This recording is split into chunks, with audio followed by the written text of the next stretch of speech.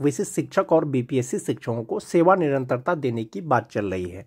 Social media के माध्यम से ये न्यूज आज वायरल हो रहा है, जिसमें पेपर में दिया गया है दोस्तों 2.5 लाख विशिष्ट शिक्षकों को मिलेगा सेवा निरंतरता का लाभ और विसंगति का निराकरण होने के बाद बढ़ेगा वेतन का पैसा। जो वेतन मिल रहा है उनका वेतन मिल जाएगा जब सेवा निरंतरता मिल जाएगा। इसके रिगार्डिंग कुछ दिन पहले एक पत्र जारी हुआ था दोस्तों।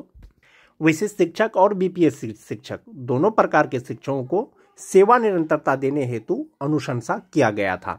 आज के वीडियो में हम लोग बात करेंगे उस पत्र का, और यदि सेवा निरंतरता मिल जाता है दोस्तों, ये जो वेतन है, वेतन का पैसा है, वो कितना बढ़ जाएगा या विशिष्ट शिक्षकों को कितना वेतन मिलेगा। राज्य के सरकारी स्कूलों में कार्यरत तकरीबन 2.5 लाख विशिष्ट शिक्षकों को सेवा निरंतरता का लाभ मिलेगा। इससे उनके वेतन की विसंगति दूर होगी। सेवा निरंतरता का लाभ मिलने एवं वेतन विसंगति दूर होने से विशिष्ट शिक्षकों के वेतन की राशि बढ़ जाएगी। यानी जब सेवा निरंतरता मिलेगा तो संभवतः समस्थानिक इंडेक्स का वेतन मिलेगा। जैसा कि आप सभी जानते हैं, जो नियोजित शिक्षक हैं अभी उनको इंडेक्स 14 के अनुसार वेतन मिल रहा है, तो संभवतः जो स्थानिक इंडेक्स होगा विशिष्ट शिक्षकों का, वो भी इंडेक्स 14 के अनुसार मिलेगा। लेकिन ये जो खबर है दोस्तों, ये जो न्यूज आप देख पा रहे होंगे, ये आधिकारिक नहीं है। यदि सेवा निरंतरता का घोषणा किया जाता है विभाग के द्वारा या शिक्षा विभाग के द्वारा, तो इसके बारे में आपको पता चलेगा और पत्र जारी किया जाएगा। उसके बाद है दोस्तों, सरकारी स्कूलों में तकरीबन 2.5 लाख शिक्षक पहली एवं दूसरी सक्षमता परीक्षा पास करके विशिष्ट शिक्षक बन चुके हैं, लेकिन सेवा निरंतरता का लाभ नहीं मिलने की वजह से वे वेतन विसंगति के शिकार हैं एवं इन्हें आर्थिक क्षति हो रही है। फिलहाल जो विशिष्ट शिक्षकों को दिया जा रहा है वो सिर्फ और सिर्फ पे प्रोटेक्शन दिया जा रहा है, यानी कि उनका जो मूल वेतन है वो पहले के मूल वेतन से कम नहीं होगा। स्थिति के मद्देनजर शिक्षा विभाग के अपर मुख्य सचिव डॉक्टर एस सिद्धार्थ पहले ही कह चुके हैं कि शिक्षकों के वेतन विसंगति दूर की जाएगी। इसके तहत गर्मी की छुट्टी समाप्ति के बाद शिक्षकों से आपत्तियां मांगी जाएगी। यानी वेतन विसंगति जिस प्रकार का भी होगा, किसी भी प्रकार की होगा, तो उसका आपत्ति मांगा जाएगा और उसका निराकरण किया जाएगा। आपत्तियों की समीक्षा होगी। आपत्तियां सही पाए जाने पर संबंधित शिक्षकों के वेतन का पुनर्निर्धारण होगा। साथ ही उन्हें वेतन मद की बकाया राशि का भुगतान किया जाएगा। तो सोशल मीडिया के माध्यम से यह पता चल रहा है दोस्तों कि विशिष्ट शिक्षकों को जो है सेवा निरंतरता का लाभ दिया जाएगा और वेतन बढ़ जाएगा। बिहार विधान परिषद सचिवालय के द्वारा दोस्तों 22 मई को एक पत्र जारी किया गया था। प्रेषक थे शंकर कुमार उप सचिव, जो बिहार विधानसभा परिषद के हैं, और सेवा में अपर मुख्य सचिव शिक्षा विभाग को लिखा गया था दोस्तों। और विषय था कि शिक्षा समिति बिहार विधान परिषद द्वारा विभिन्न कोटि के शिक्षकों के संबंध में अनुशंसा, यानी शिक्षकों के लिए जो है अनुशंसा किया गया था कमेटी के द्वारा। इसमें कहा गया है कि उपर्युक्त विषय के संदर्भ में निर्देशानुसार मुझे सूचित करना है कि माननीय उपसभापति महोदय सह अध्यक्ष शिक्षा समिति बिहार विधान परिषद के कार्यालय के कक्ष में दिनांक 8 अप्रैल 2025 को हुई बैठक में समिति द्वारा निम्नलिखित अनुशंसा की जाती है। क्या अनुशंसा की जाती है कि राज्य के विभिन्न विश्वविद्यालयों, अंगीभूत महाविद्यालयों एवं विश्वविद्यालय चयन समिति की अनुशंसा पर नियुक्त वैसे अतिथि शिक्षक जिनकी अर्हता, पात्रता, योग्यता अस्थायी शिक्षक के समतुल्य है तथा उनकी नियुक्ति राज्य सरकार के आरक्षण नियम के अनुरूप है, फिर भी 5-6 वर्षों की नियमित सेवा के बावजूद उन्हें कार्य मुक्त कर दिया गया है, ऐसे शिक्षकों को पुनः लेते हुए उसकी उम्र सीमा भी अस्थायी शिक्षकों की भांति 65 वर्ष करने के संबंध में अनुशंसा की जाती है, ऐसा कमेटी ने कहा था। 2 नंबर का अनुशंसा, राज्य के उच्च माध्यमिक विद्यालयों में पूर्व से कार्यरत वैसे अतिथि शिक्षकों की सेवा जिनकी अर्हता, पात्रता, योग्यता अस्थायी शिक्षक के समतुल्य है तथा जिनकी नियुक्ति राज्य सरकार के आरक्षण नियम के अनुसार है, ऐसे शिक्षकों को लगभग 5-6 वर्ष निरंतर सेवा के बाद सेवा समाप्त कर दी गई है।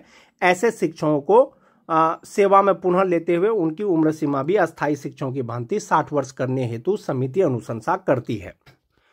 यह पत्र का जो मोस्ट इंपोर्टेंट पॉइंट है दोस्तों वो 4 नंबर है। क्या है कि राज्य के सभी कोटि के विद्यालयों में स्थानीय निकाय द्वारा नियुक्त शिक्षक, पुस्तकालय अध्यक्ष, विशिष्ट शिक्षक एवं स्थानीय निकाय से आए विद्यालय अध्यापकों को उनकी पूर्व की सेवा के आलोक में सेवा निरंतरता का लाभ समवर्ग परिवर्तन के पश्चात उनके वेतन उनके वेतन निर्धारण, वेतन विसंगति दूर करने के साथ साथ बिहार शिक्षक नियोजन एवं सेवा शर्त नियमावली के तहत देय प्रोन्नति एवं अन्य देय सुविधा की अनुशंसा की जाती है। यानी कमेटी ने ये अनुशंसा किया है कि जो स्थानीय निकाय के शिक्षक या तो विशिष्ट शिक्षक बन गए हैं या विद्यालय अध्यापक बन गए हैं, उनको सेवा निरंतरता का लाभ दिया जा सकता है और सेवा निरंतरता के लाभ के साथ साथ उनका वेतन निर्धारण, वेतन विसंगति दूर किया जा सकता है और बिहार शिक्षक नियोजन एवं सेवा शर्त नियमावली के तहत उनको प्रोन्नति दिया जाएगा और अन्य सुविधा दिया जाएगा। ऐसी अनुशंसा कमेटी के द्वारा की जाती है। अतः उपर्युक्त वर्णित सभी बिंदुओं पर समिति द्वारा ली गई निर्णय के आलोक में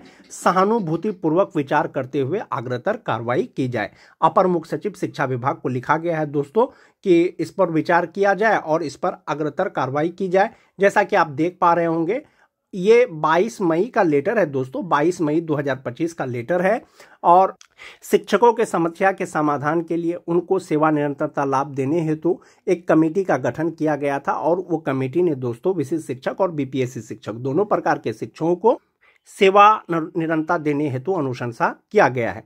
यदि विशिष्ट शिक्षकों को सेवा निरंतरता मिलता है तो संभवतः उनका वेतन बढ़ जाएगा।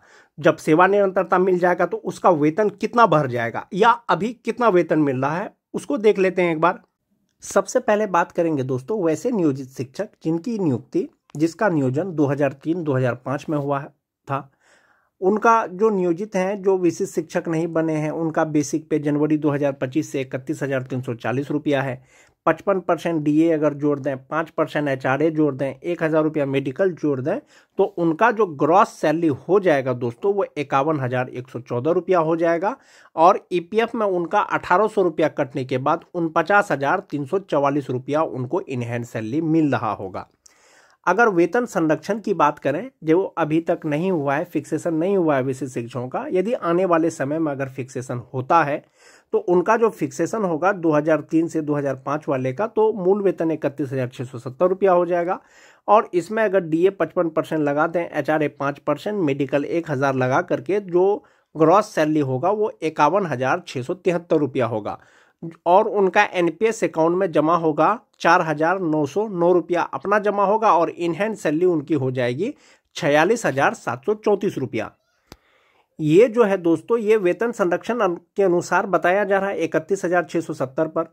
हो सकता है 1 जुलाई को अगर इंक्रीमेंट का लाभ मिलेगा तो ये जो बेसिक पे है 31,670 रुपया से बढ़ करके सीधा 32,000 समथिंग हो जाएगा और ये इनहैंड सैलरी बढ़ जाएगा। इसके बारे में बाद में चर्चा करेंगे। चूंकि नियोजित शिक्षकों को जो अभी वेतन मिल रहा है वो इंडेक्स 14 के अनुसार मिल रहा है। यदि भविष्य में सेवा निरंतरता का लाभ दिया जाएगा तो ये जो बेसिक पे 31,340 रुपया आप देख पा रहे होंगे, ये बढ़ करके सीधा 36,710 रुपया हो जाएगा। इसमें 55% डीए, एचआरए, मेडिकल लगा करके ग्रॉस सैलरी 59,737 रुपया हो जाएगा, जिसमें से 5,690 रुपया कटने के बाद इनहैंड सैलरी 54,017 रुपया हो जाएगा। अगर 2006 की शिक्षकों की बात करें, उनका नियोजित रहते हुए बेसिक पे 30,420 रुपया है जनवरी 2025 से। डीए, एचआरए, मेडिकल लगा करके जो ग्रॉस सैलरी है वो 49,672 रुपया है। 1,800 रुपया ईपीएफ में कटने के बाद 47,872 रुपया अभी इनहैंड सैलरी मिल रहा होगा जो सक्षमता परीक्षा नहीं दिए हैं। विशिष्ट शिक्षक बन गए हैं जो वेतन संरक्षण के अनुसार इंडेक्स 8 के अनुसार उनका बेसिक पे 30,750 रुपया होता है। इसमें डीए, एचआरए, मेडिकल लगा करके 50,201 रुपया इनहैंड सैलरी होता है, जिसमें से 4,766 रुपया कटने के बाद 45,405 रुपया उनका इनहैंड सैलरी हो जाएगा। ये कब होगा? जब फिक्सेशन हो जाएगा तब होगा। अभी जो बेसिक ग्रेड के शिक्षकों को वेतन मिल रहा है 2003 से लेकर के 2022 तक के बहाल जो भी है उनको 25,000 बेसिक पे के आधार पर ही मिल रहा है। आने वाले समय में जब भी फिक्सेशन होगा दोस्तों, यही बेसिक पे पर फिक्सेशन होगा वेतन संरक्षण को देखते हुए। और यदि सेवा निरंतरता मिलेगा, चूंकि इंडेक्स 13 के अनुसार यहाँ पर 30,420 रुपया है, तो इंडेक्स 13 के अनुसार 35,640 रुपया हो जाएगा और इसमें डीए, एचआरए, मेडिकल लगा करके 58,024 रुपया हो जाएगा, जिसमें से 5,524 रुपया कटने के बाद 52,470 रुपया इनहैंड सैलरी हो जाएगा जो 2006 के शिक्षक है। जो 2010 के शिक्षक हैं दोस्तों, 29,530 रुपया नियोजित का अभी बेसिक पे है। जो विशिष्ट शिक्षक बन गए हैं वेतन संरक्षण के अनुसार 29,850 रुपया है। जो नियोजित हैं उनका इनहैंड सैलरी 46,449 रुपया होता है। जो विशिष्ट बन गए हैं उनका इनहैंड सैलरी 44,104 रुपया होगा फिक्सेशन होने के बाद DA HRA मेडिकल लगा करके। अगर सेवा निरंतरता मिलेगा तो इंडेक्स 12 के अनुसार 34,610 रुपया हो जाएगा। इसमें 55% DA HRA मेडिकल लगा करके 56,377 रुपया हो जाएगा और इनहैंड सैलरी 50,982 रुपया हो जाएगा। जो सभी प्रकार के TT पास शिक्षक हैं दोस्तों 2013 से लेकर के 2015 तक, चाहे वो जनरल TT पास हो चाहे वो उर्दू TT पास हो, या ऐसा कह सकते हैं कि जिनका प्रशिक्षण 31/3/2019 को पूरा हुआ है, नियोजित रहते हुए उनका बेसिक पे 27,010 रुपया है। यानी जो सक्षमता परीक्षा नहीं दिए हैं अब तक TT पास शिक्षक, उनका 27,010 रुपया बेसिक पे है और जिसमें DA HRA मेडिकल लगा करके 44,217 रुपया उनका ग्रॉस सैलरी होता है। 1,800 रुपया कटने के बाद 42,417 रुपया उसका इनहैंड सैलरी होता है। जो विशिष्ट शिक्षक बन गए हैं जब फिक्सेशन होगा तो 27,320 रुपया पर होगा। इसमें DA HRA मेडिकल लगा करके ग्रॉस सैलरी 44,166 रुपया हो जाएगा। इसमें 4,180 रुपया उनका NPS अकाउंट में जमा होगा और इनहैंड सैलरी उनका हो जाएगा 39,956 रुपया। वेतन संरक्षण को ध्यान में रखते हुए जब फिक्सेशन होगा तब मिलेगा इतना। अभी तो फिलहाल 35,720 रुपया सभी विशिष्ट शिक्षकों को दिया जा रहा है, बेसिक ग्रेड के शिक्षकों को। यदि जो TT पास शिक्षक हैं यदि उनको सेवा निरंतरता का लाभ मिलेगा तो इंडेक्स 11 के अनुसार यहाँ भी इंडेक्स 11 होगा और उनका बेसिक पे 33,600 रुपया हो जाएगा। इसमें जब आप DA लगा देंगे, HRA लगा देंगे, मेडिकल लगा देंगे तो ग्रॉस सैलरी 54,088 रुपया हो जाएगा। NPS में कटने के बाद 48,917 रुपया उनका इनहैंड सैलरी हो जाएगा जो TT पास शिक्षक हैं। वहीं पर अगर बात करें दोस्तों जो नियोजित शिक्षक हैं 2022 के छठा फेज के, नियोजित रहते हुए 22,600 रुपया उनका बेसिक पे है। अभी जो विशिष्ट शिक्षक नहीं बने हैं इसमें DA HRA लगा करके इनहैंड सैलरी उनका 35,360 रुपया होता है। जो विशिष्ट शिक्षक बन गए हैं फिलहाल 25,000 रुपया बेसिक पे के आधार पर जो उनका इनहैंड सैलरी हो रहा है वो 37,095 रुपया हो रहा है। यदि आने वाले समय में अगर सेवा निरंतरता का लाभ दिया जाएगा तो इंडेक्स 3 के अनुसार 26,520 रुपया हो जाएगा। इसमें DA HRA मेडिकल लगा करके 43,432 रुपया होता, जिसमें से 4,111 रुपया कटने के बाद 39,291 रुपया इनका इनहैंड सैलरी हो जाएगा। तो इस प्रकार से आप देख पा रहे होंगे दोस्तों वेतन संरक्षण के अनुसार कितना वेतन होता है, सेवा निरंतरता के साथ कितना वेतन होता है, नियोजित रहते हुए कितना वेतन होता है।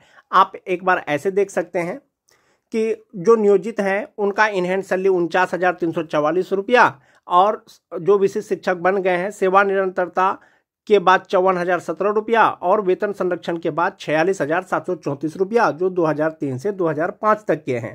जो 2006 के हैं दोस्तों नियोजित को 47,872 रुपया और जो 2006 के शिक्षक विशिष्ट शिक्षक बने हैं वेतन संरक्षण के साथ 45,405 रुपया, सेवा निरंतरता के बाद 52,470 रुपया। जो 2010 के हैं दोस्तों जो अभी भी नियोजित हैं 46,449 रुपया इनहैंड सैलरी, वेतन संरक्षण के अनुसार 44,110 रुपया, सेवा निरंतरता के बाद 50,982 रुपया। जो TT पास शिक्षक हैं जो अभी भी नियोजित हैं उनको 42,417 रुपया इनहैंड सैलरी है नियोजित के रूप में। वेतन संरक्षण को लगा करके 39,956 रुपया, यदि सेवा निरंतरता मिलेगा तो 48,917 रुपया। जो 2022 के छठा फेज के शिक्षक हैं दोस्तों नियोजित रहते हुए 35,360 रुपया, वेतन संरक्षण के साथ 37,095 रुपया, सेवा निरंतरता के साथ 39,291 रुपया। इस प्रकार से दोस्तों ये जो वेतन है अभी आपको जो ये लग रहा है ये सेम ही लग रहा है सेवा निरंतरता के बाद या वेतन संरक्षण के बाद। जैसा कि आप देख पा रहे होंगे जो नियोजित हैं उनको 49,000 रुपया मिल रहा है। जो विशिष्ट बन गए हैं यदि वेतन संरक्षण का लाभ तो मिलेगा ही तो 46,734 रुपया हो जाएगा। उनका यहाँ पर EPF में सिर्फ 1,800 जमा हो रहा है, विशिष्ट का 4,909 रुपया जमा हो रहा है। अब हम लोग देखेंगे कि वेतन अंतर नियोजित और विशिष्ट में